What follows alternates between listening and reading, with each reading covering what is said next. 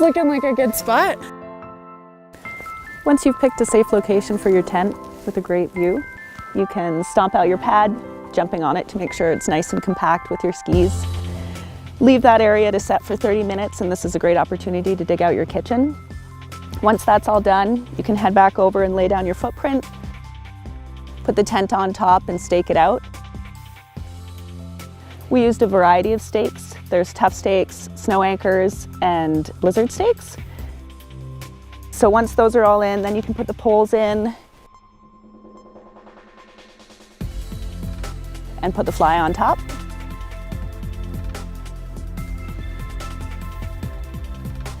Secure it all down with the guy anchors and then dig out your vestibule. When you're digging out your vestibule, be very careful to leave this wall well preserved, because this is going to keep any draft from coming in. And also if the snow starts to fall heavily, the snow is going to slough right off the side of the tent and not right into the vestibule.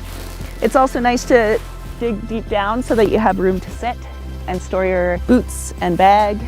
Make sure to protect this area as well, because that's where you'll be sleeping. And home sweet home.